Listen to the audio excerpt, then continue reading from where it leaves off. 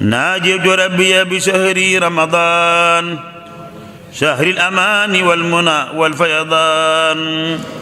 ناجيت ربي بشهر رمضان شهر الأمان والمنى والفيضان ناجيت ربي بشهر رمضان شهر الأمان maa ngi sant yàlla di julli di sëlmal ci ab yonantam ak ñoñam ak saxaabaam ak liggéeyaa konam bi di nuyu mbokk yëpp nuyób islaam te mooy assalaamu aleykum wa rahmatullah tey nag ñu am mbégte ñëwaat ak yéen ci seen télévision seen site BLD TV ñu ñëw ak yéen ci sunu naafila bis bi ñu ci ànd ak xurratul ayni bu sëriñ Suhaybu ak naylul awtaar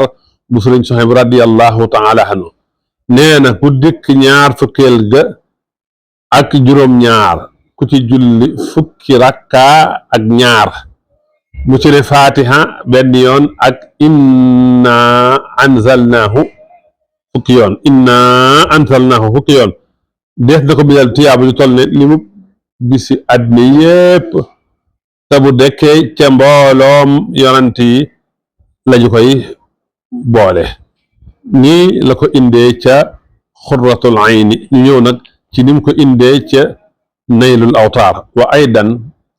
man salla fi leylati saabiati wal ishrina min shahri ramadan isnatay ashrata rak'atan yaqra'u fi kulli rak'atin fatihata alkitabi marratan wa inna anzalnahu 10 مرات أعطاه الله تبارك وتعالى من الأجر بعدد ما طلعت عليه الشمس في ذلك اليوم ويقوم يوم القيامة في معاشر الأنبياء والمرسلين عليهم الصلاة والسلام kon guddi googu di guddi gi di guddi ñaar fukkeel gi guddi gu barkeel la guddi la goog ci wax nañ ne ci la sëñ bi defoon ixtikaaf yi jàkkay Daaru Xudoos ba yoonu géej gi sosoo ci sëñ Abdul Ahad nett yoon na ko waaye wax nañ ne tamit ci la sos yoonu murit ci atum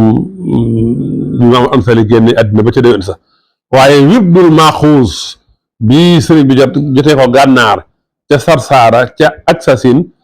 junni at ak ñetti téeméer ak ñaar fukk ak benn moom itam ca guddik ñaar fukkeel ga ak juróom-ñaar la woon moom itam naka tey guddi googu la woon ba noppi nag mu jot ci wirdul maxuus mu jóge ci yàlla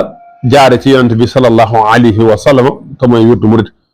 ba ñu kooree ba am juróomi fan la ko soog a jox naaru gànnaar boobu mu ko joxoon kon ñoo ngi ndokkeel ñëpp ci anniversaire wirdul maxuus di ci ndokkeel ñëpp wassalaamu aleykum wa rahmatullahi taala wa barakaatuhu ناجيت ربي بشهر رمضان شهر الأمان والمنى والفيضان ناجيت ربي بشهر رمضان شهر الأمان والمنى والفيضان